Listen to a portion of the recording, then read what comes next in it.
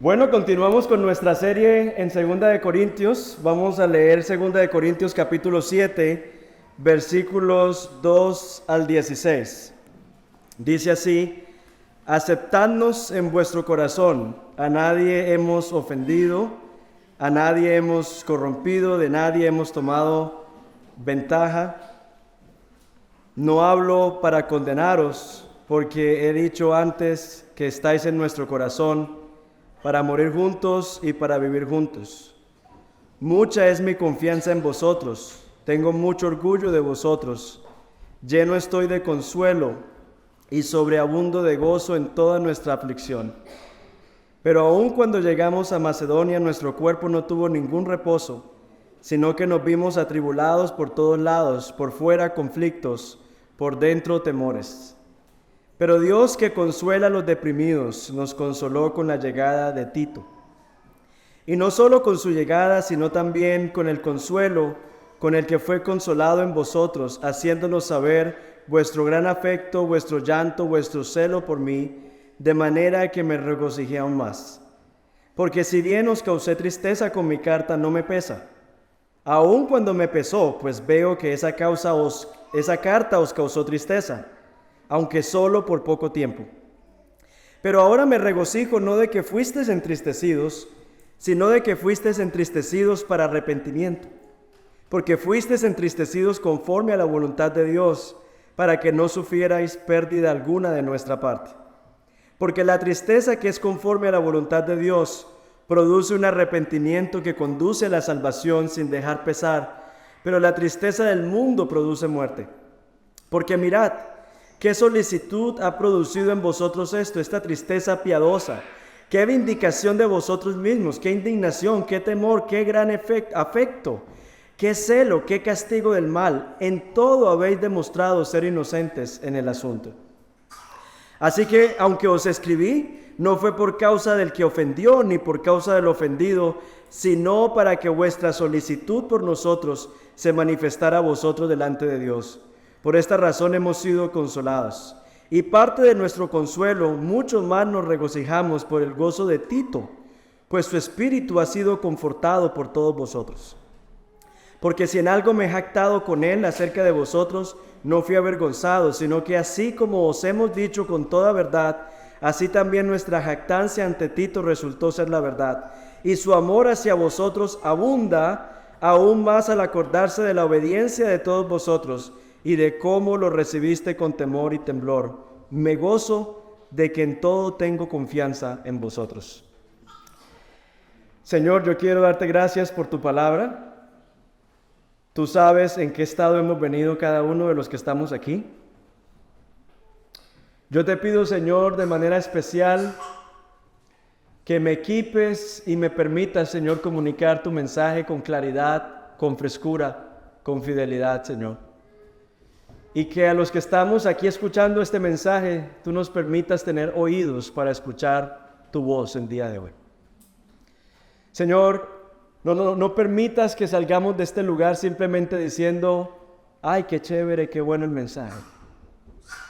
Sino que este mensaje, Señor, pueda arraigarse en lo más profundo de nuestro corazón y podamos, Señor, ser transformados. Porque esa es tu voluntad y ese es tu deseo. Y esto te lo pedimos en el nombre de Cristo Jesús. Amén. Bueno, hoy vamos a estar hablando sobre el gozo del arrepentimiento. Imaginemos por un momento una mujer que ha luchado por años con un matrimonio difícil. Su esposo ha sido infiel y esto le ha traído mucho dolor y conflicto. Finalmente, después de confrontarlo con la verdad, él se quebranta, confiesa su pecado, pide perdón a Dios y a su esposa. En ese momento la esposa experimenta una mezcla de emociones, ¿no? Siente tristeza por el daño causado, siente también gozo al ver el arrepentimiento de su esposo, tiene lágrimas de dolor y de alegría, de luto por lo perdido y de esperanza por lo que Dios está haciendo. Y esta tensión entre el dolor y la alegría refleja mucho lo que es el proceso de arrepentimiento y el gozo que debe producir el arrepentimiento. Lo que esta mujer experimenta a nivel personal es un reflejo de lo que está viviendo Pablo con la iglesia de Corinto. Como ustedes en la lectura que hicimos, se mencionaba una carta difícil que Pablo le había escrito a ellos. O sea, los hermanos estaban persistiendo en sus prácticas, en su pecado, y Pablo los está llamando al arrepentimiento. Esto les trajo a ellos mucha tristeza, porque ¿a quién le gusta que lo regañen? ¿A quién le gusta que le digan la verdad? Esto trajo a ellos mucha tristeza, y Pablo ahora ha recibido noticias alentadoras, y es que esta confrontación que inicialmente les trajo tristeza ha dado un fruto de arrepentimiento, y ese arrepentimiento entonces produce gozo. Ahora surge una pregunta muy importante, ¿no? En este tema del arrepentimiento y el gozo. Y esa pregunta es, porque normalmente nosotros no vemos el arrepentimiento conectado con gozo. ¿Cierto? Cuando a uno le dicen, tienes que arrepentirte, uno dice, ¿usted otra vez con su cantaleta? ¿Va a venir usted otra vez con lo mismo? O sea, nosotros en nuestra mente, el arrepentimiento nunca está conectado con el gozo. De hecho, pensar que nos tenemos que arrepentir de algo es como soltar aquellas cosas que nos dan satisfacción, que nos dan felicidad, así sea momentánea, pero que nos traen como ese sentido de deleite. Y Pablo nos está diciendo aquí que es posible encontrar gozo en medio del arrepentimiento. O sea, que es posible soltar, que es posible arrepentirnos y experimentar gozo en el proceso. Y Pablo nos va a dar a nosotros 3 razones en este pasaje que leímos. 3 razones de por qué el arrepentimiento produce gozo. Y lo primero que nosotros encontramos es que el arrepentimiento restaura las relaciones quebradas. Yo no sé si a ustedes les ha pasado, por lo menos a mí me pasa mucho con la comunidad. A mí me preocupa muy poco en la iglesia cuando no tenemos mucha plata. Eso le preocupa a Patricia, porque aquí cada uno tiene que llevar su propia carga. No, pero a mí me preocupa muy poco los temas económicos, porque finalmente el Señor provee, la gente da, o el Señor envía a algún lado. Pero lo que más aflicción trae, lo que más desgasta emocionalmente, no sé si les pasa a ustedes también, son los asuntos interpersonales. Cuando hay esa fractura, cuando hay ese quiebre en las relaciones, no dormimos, estamos preocupados, estamos angustiados, y esa es la situación que está abordando este pasaje. O sea, Pablo está diciendo que él siente profundo gozo porque esa aflicción y esa fricción que había entre él y la iglesia de Corinto se ha resuelto. Ese arrepentimiento llevó al corazón de Pablo gozo. No sé si les ha pasado que uno a veces sabe que tiene que resolver algo y uno lo posterga. ¿Y qué pasa cuando finalmente uno tiene la conversación? ¿Qué pasa? Uno descansa. ¿No les ha pasado? Uno dice, oh, me quité un edificio de encima, ¿cierto? Porque el arrepentimiento, o sea, no dar los pasos en arrepentimiento trae aflicción, trae tristeza. O sea, el Señor cuando nos invita a caminar en arrepentimiento, no es porque nos quiere quitar el gozo, es porque sabe que eso nos quita el gozo. O sea, caminar en arrepentimiento es lo que nos mantiene con el gozo en el corazón. Por eso Pablo en el versículo 16 dice, me gozo de que en todo tengo confianza en vosotros. Y en el versículo 5 él dice, pues aun cuando llegamos a Macedonia, nuestro cuerpo no tuvo ningún reposo, sino que nos vimos atribulados por todos lados, por fuera conflictos y por dentro temores. De ver la situación que había interpersonal entre Pablo y la iglesia. Y dice, pero Dios que consuela a los deprimidos, nos consoló con la llegada de Tito, y no solo con su llegada, sino también con el consuelo con que Él fue consolado en vosotros, haciéndonos saber vuestro gran afecto, vuestro llanto, vuestro celo por mí, de manera que me regocijé aún más. Pablo se regocija de ver el cambio de actitud en los corintios. hacia él después de recibir su carta. Y como les decía ahorita, yo creo que esa es la angustia o ese es el encargo que tenemos todos nosotros que estamos llamados al ministerio. Nuestro mayor gozo es ver a aquellos bajo nuestro cuidado creciendo en arrepentimiento.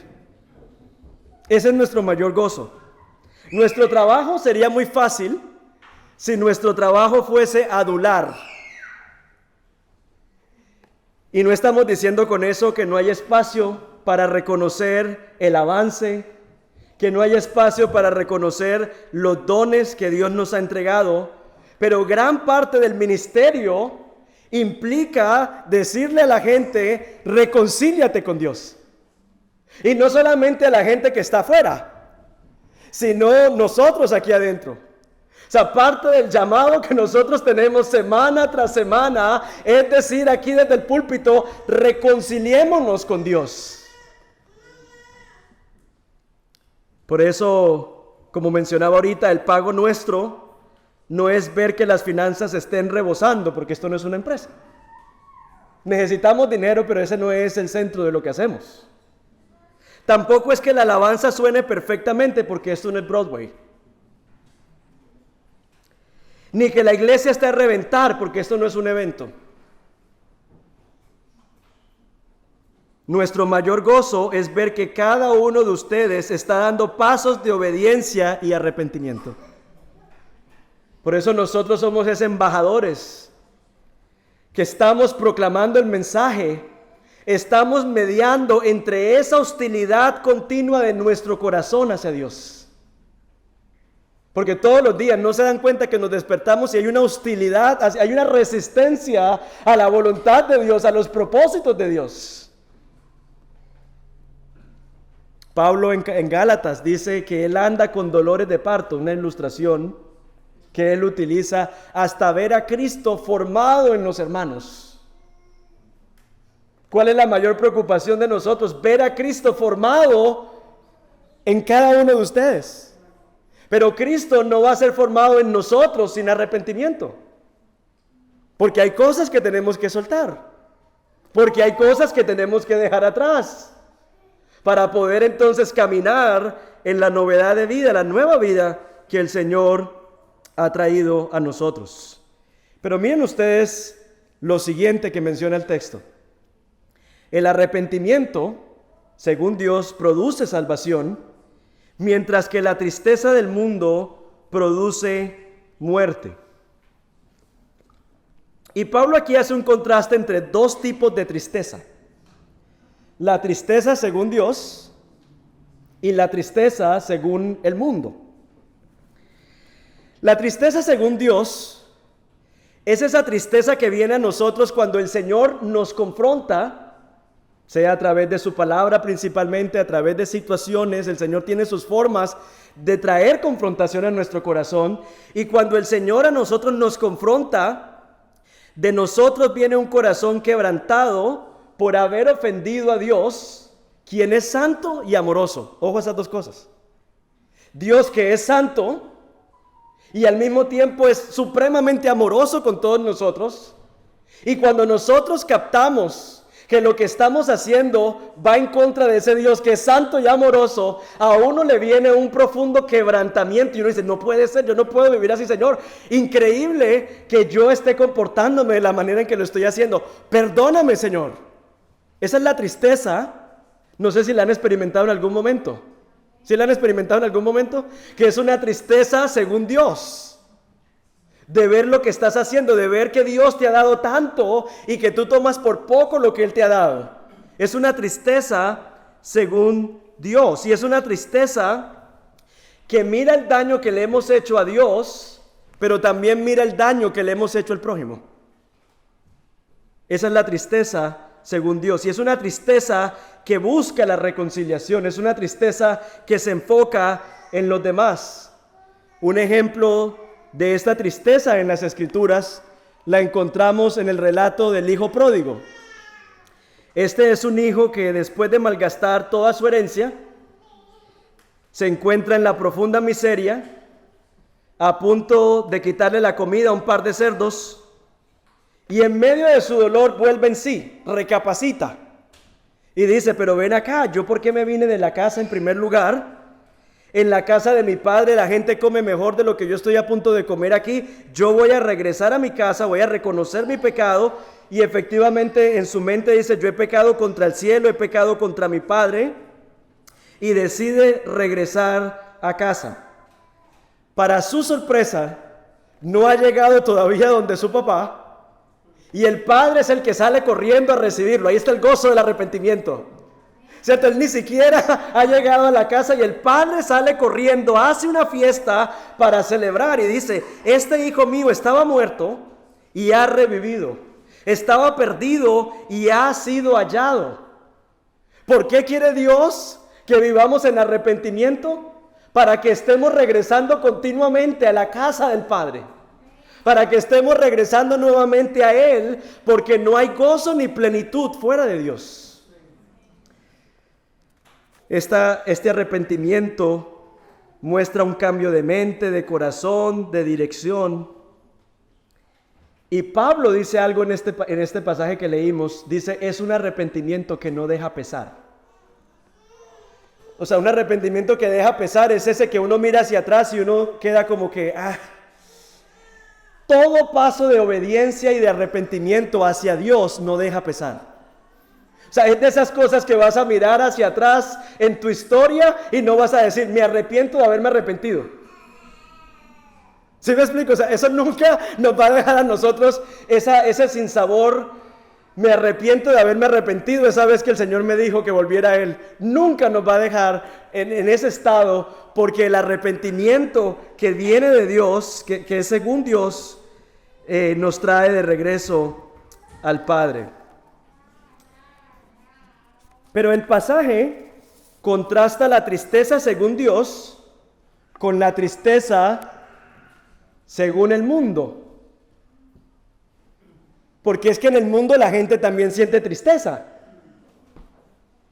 Pero hay una gran diferencia entre la tristeza según Dios, porque la tristeza según Dios es una tristeza que mira a Dios y mira el daño que hemos hecho al prójimo.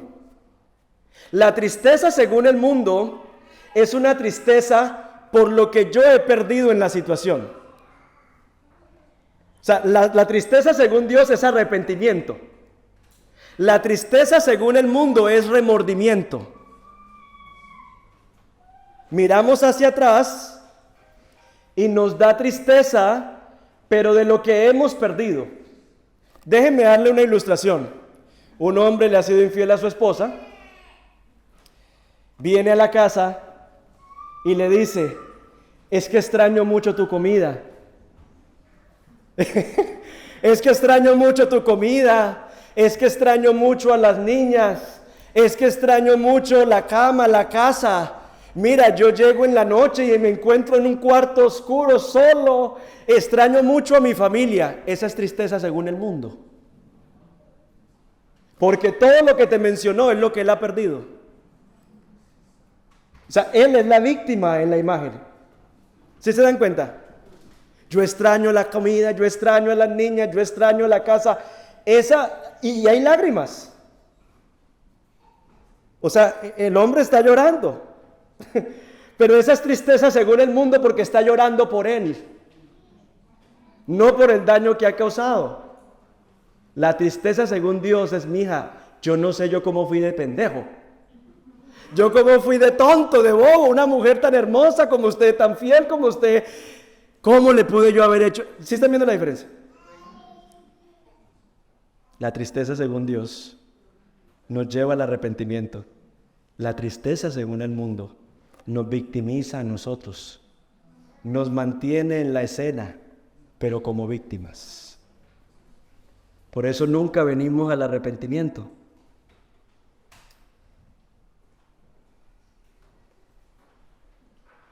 La tristeza según el mundo busca escapar del dolor que la persona siente, pero no busca solucionar el problema desde la raíz.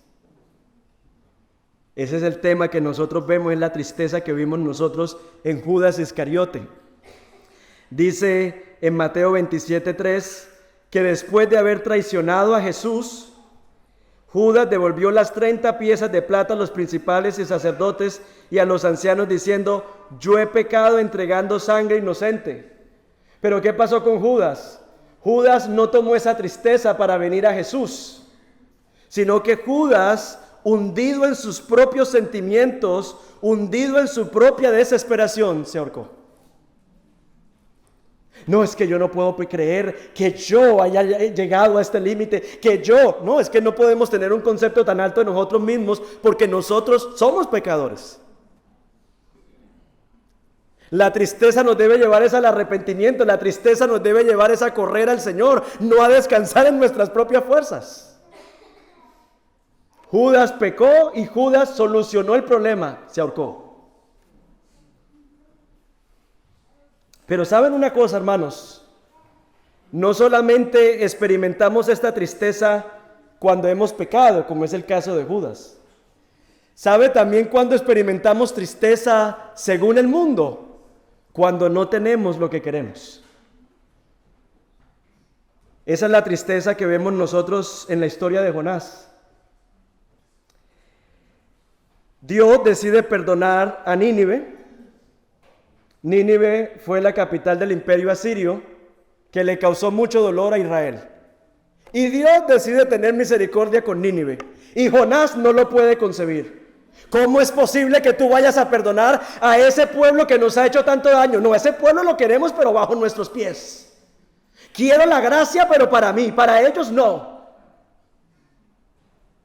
Eso es lo que piensa Jonás.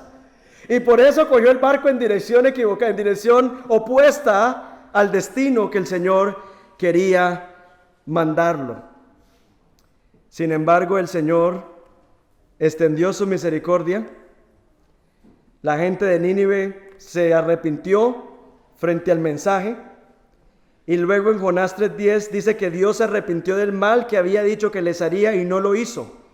Y Jonás, en vez de alegrarse por la gracia de Dios, se enoja y en Jonás 4 le dice: mátame entonces, Señor.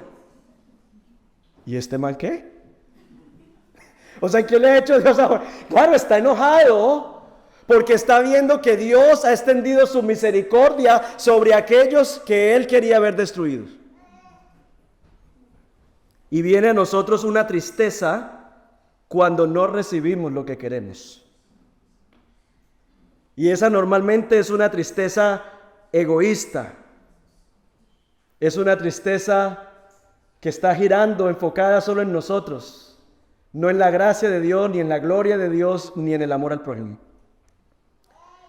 Y por eso en la conferencia que tuvimos aquí hace 3 años, con el pastor David Barceló, él decía que tal vez una de las razones por las que había tanta depresión es porque hay mucha insatisfacción, no recibimos lo que queremos, y entonces toda esa lava, ¿cierto?, que está ahí a punto de hacer erupción, se vierte sobre nosotros mismos, porque es como si le pusieran una piedra a ese volcán que al hacer erupción nos afecta y nos enferma a nosotros mismos, y entonces estamos con mucha tristeza porque no vemos que las cosas están ocurriendo como nosotros queremos que ocurran. Y cuando esa es nuestra tristeza, estamos entristecidos según el mundo.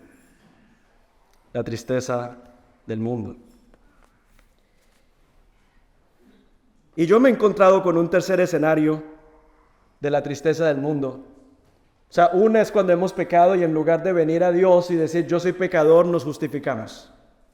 Y vemos eso de lo que hemos perdido y no el daño que hemos hecho.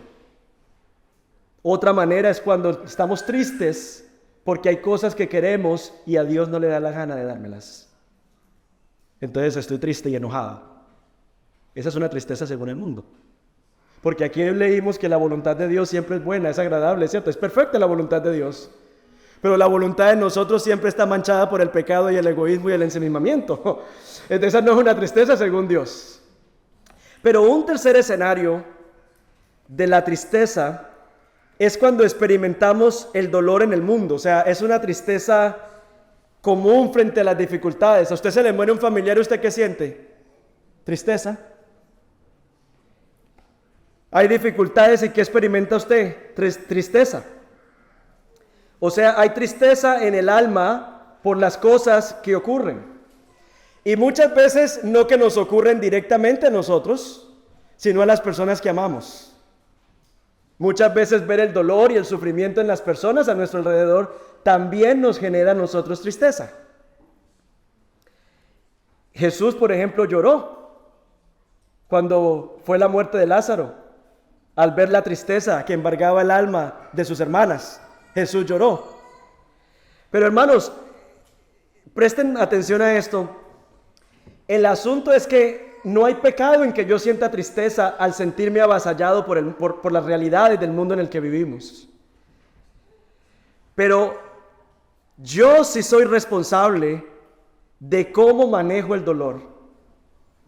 Y yo sí soy responsable de responder frente a las situaciones de la forma en la que Dios ha prescrito en su palabra, de acuerdo con nuestra función y nuestra responsabilidad, porque entonces pasamos de experimentar el dolor común, el dolor normal de vivir en esta tierra, a un dolor escogido. O sea, es cuando ya yo abrazo el dolor y la tristeza a tal punto que ya vivo esa murmuración, en amargura y en queja.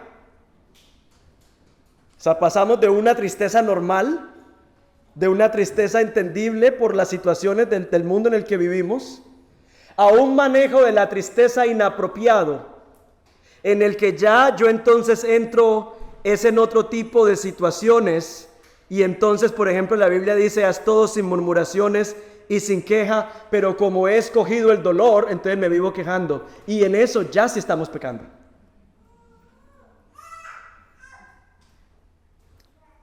En 1 Tesalonicenses dice, den gracias en todo porque esta es la voluntad de Dios. Y cuando yo ando en queja, murmuración y amargura, no tengo un corazón agradecido y en eso entonces hay pecado. ¿Sí me estoy comunicando? Que usted sufra no es necesariamente pecaminoso. Que usted sienta tristeza no es necesariamente pecaminoso, pero yo procesar esa tristeza de tal manera que me aferro a la tristeza y no a Dios, sí me lleva al pecado. Porque me lleva a una vida de amargura, de queja y no de gratitud y de regocijo, que es la voluntad de Dios. Y por eso la invitación, hermanos, es a que estemos constantemente regresando al Señor. Porque solo en la presencia del Señor hay plenitud de gozo. O sea, yo puedo tratar de procesar la tristeza gastándome toda la plata que tengo en la cuenta y siendo comprador compulsivo, tratando de estar como en no necesito salir, necesito vacaciones. O sea, podemos querer procesar las cosas de maneras distintas, pero necesitamos es venir a Dios porque solo Él tiene la sanidad y el descanso para nuestra alma. Por eso su invitación es venid a mí, los que estáis trabajados y cargados, que yo os haré descansar. Ninguno de nosotros puede hacerse descansar. Solo el Señor nos puede hacer a nosotros descansar. Y por eso el arrepentimiento, venir a la cruz todos los días es necesario.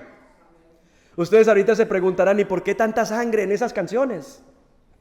¿Cierto? Y por mí murió y su sangre derramó y cantábamos. Pues claro, porque eso es lo que nos hace aceptos en la casa del Padre para que encontremos el gozo que estamos necesitando tan desesperadamente.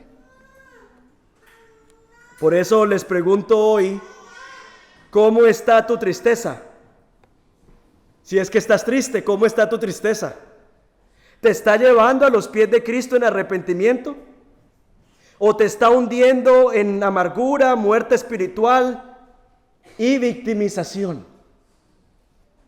¿Cómo está tu tristeza? ¿Te está llevando a Cristo o te está hundiendo? Porque lo uno es la tristeza según Dios y lo otro es la tristeza según el mundo.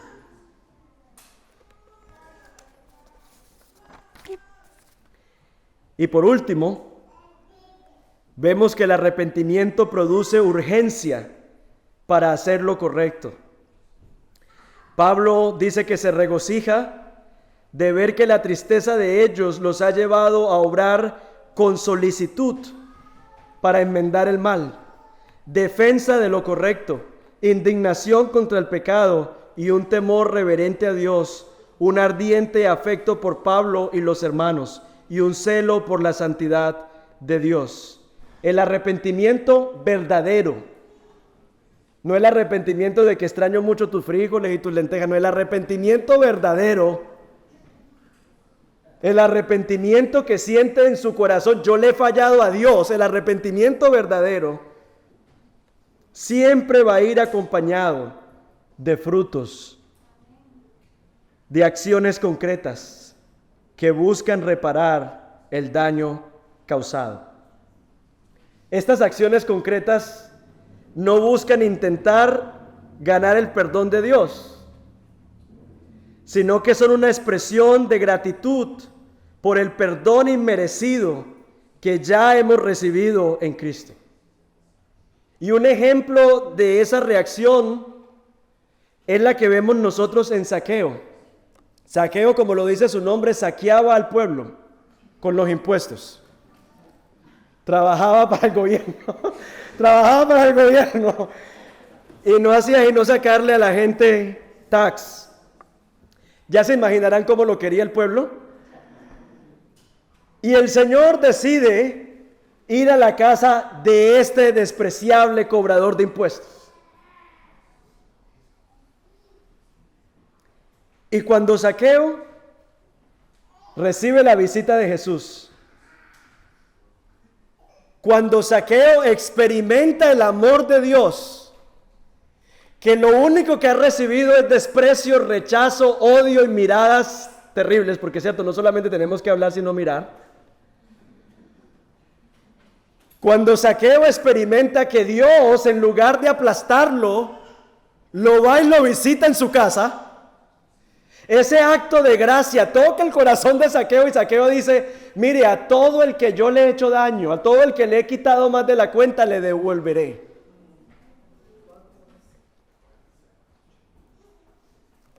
Esa es la actitud que debe acompañar el verdadero arrepentimiento.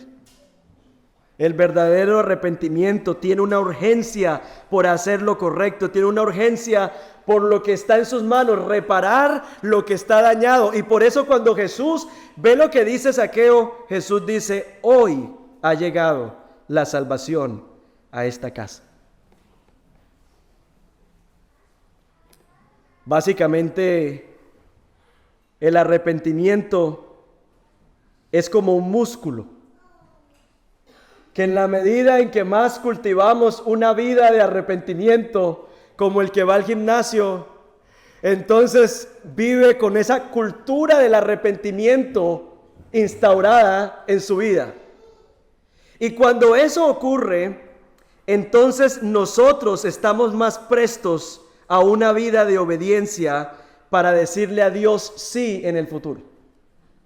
En otras palabras, el arrepentimiento y la obediencia mía hoy al Señor prepara mi músculo para que el día de mañana yo esté ejercitado en mi fe para vivir una vida de continuo arrepentimiento. O sea, yo no puedo decir, no, de pronto dentro de un mes yo me pongo pilas con eso del arrepentimiento. Porque terminamos como esa meta del principio de año, nunca llegamos a ir al gimnasio. El arrepentimiento prepara mis músculos espirituales para una vida de rendición y de obediencia al Señor, para ser sensible a la voz del Espíritu, para ser pronto para seguir su dirección.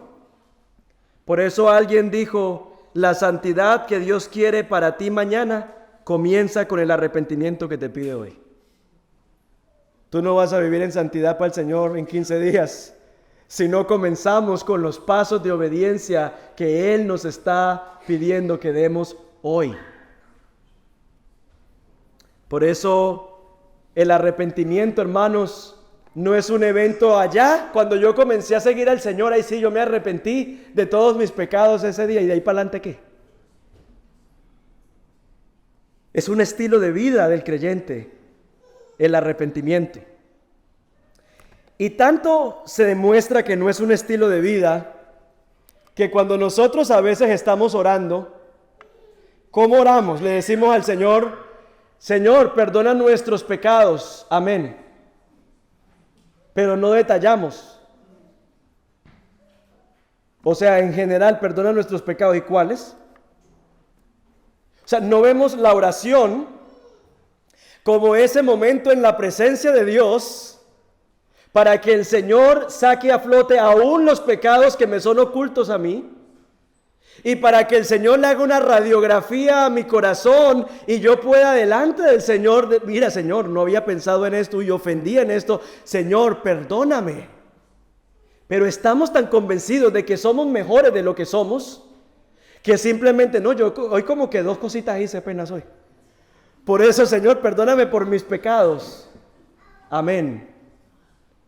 O sea, no hay una cultura del arrepentimiento en nuestra vida. O pensemos, por ejemplo, ¿cuándo fue la última vez que le pedimos perdón a una persona por algo que hicimos? Si usted dice, no, eso fue como el mes pasado, estamos graves. Porque si usted es tan pecador como yo, uno vive ofendiendo y dañando y haciendo una cantidad de cosas de las cuales debe arrepentirse todos los días.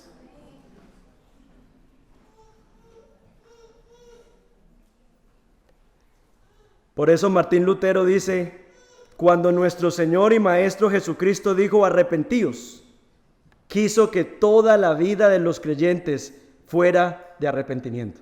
Y quiero aclarar esto, no se trata de que nosotros los cristianos o Jesús quiere que vivamos obsesionados con el pecado.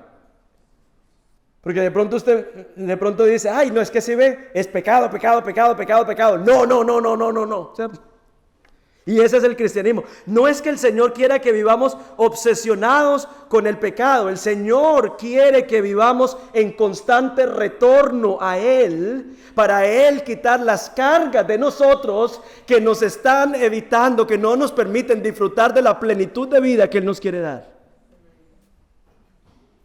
Ya dijimos, tener situaciones con otros te quita el gozo. Por eso Él te dice que perdones.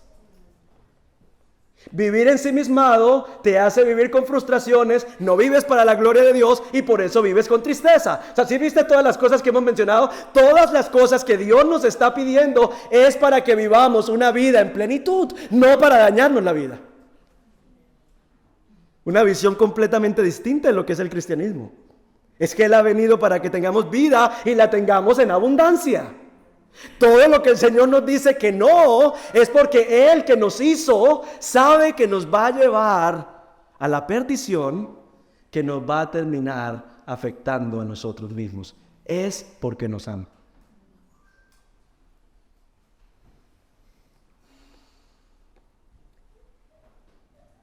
No es porque, hermanos, tenemos que vivir obsesionados con el pecado, sino porque el Señor quiere que vengamos a festear, a celebrar en su casa todos los días del perdón que Jesús en la cruz logró en nuestro favor. Que no nos acostemos con ese yugo que nosotros mismos nos ponemos o nos pone la sociedad, sino que llevemos su yugo sobre nosotros, que es fácil y ligero. Si se dan cuenta que es un regalo el arrepentimiento, hermanos queridos, es un regalo que Dios nos da para que podamos vivir y transitar por esta vida disfrutando del perdón de Dios.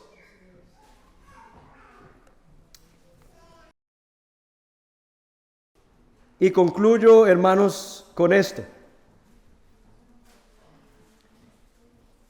Necesitamos una vida de continuo arrepentimiento. Porque no hay mejor argumento que el testimonio de vidas renovadas por el poder del Evangelio. Cuando la gente ve a personas que solían estar hundidas en los vicios, en el engaño, en el rencor, en la rebeldía, convertidas en ejemplos vivientes de integridad, perdón y amor, no pueden negar que Dios está obrando para transformar ese corazón. O sea, la gente podrá decir, ese del cristianismo como que no, pero no pueden negar que en ti ha pasado algo. y que no ha sido producido por ti, sino que Dios está obrando en tu propio corazón. Pero eso solo ocurre a través del arrepentimiento. Y por eso el arrepentimiento no es un asunto privado. Allá yo con Dios. La gente que no se mete en mi vida, que eso es un asunto entre el Señor y mi propio corazón. No, cada vez que tú te apartas del pecado para abrazar la justicia, estás aportando evidencia del poder de la cruz. Y mi pregunta hoy para ti es, ¿conoces el gozo del arrepentimiento? Y cuando tú decides arrepentirte, ten cuidado porque inmediatamente te va a venir algo al pensamiento, que es un engaño, y es la tristeza del mundo, para que vean las pérdidas, para que vean las oportunidades. Vas a entregar tu vida a Cristo, Freddy, mira, vas a perder esto, vas a perder lo otro, vas a perder tus amigos, vas a perder esto otro. O sea, comienza a mostrarnos, según la tristeza del mundo, qué pesar tú. Todo lo que vas a perder si sigues a Jesús. Te va a venir ese pensamiento inmediatamente. No, usted va a sacrificar esto y esto y esto y esto por seguir al Señor. Te va a venir la tristeza del mundo para que no vengas al verdadero arrepentimiento. Pero hermanos, fija tus ojos en el gozo verdadero y eterno que Jesús ganó para ti en el Calvario. Jesús dejó los esplendores de la gloria y se sometió a la cruz por el gozo puesto delante de Él. ¿Y sabes cuál era el gozo puesto delante de Él? Recibirte perdonado, limpio y restaurado para siempre. Ese era el gozo puesto delante del Señor. El Señor no asumió la tristeza según el mundo, sino que abrazó el plan de Dios. Por eso no le tengas miedo al arrepentimiento. Deja más bien que el Espíritu Santo produzca en ti la tristeza según Dios. Que te quebrante, te muela, no para destruirte, sino para transformarte. Permite, hermano querido, que el Espíritu Santo produzca en ti la tristeza según Dios, para que esa tristeza te quebrante y te muela, no para destruirte, sino para transformarte. Y este era el corto mensaje que tenía el Señor para nosotros hoy.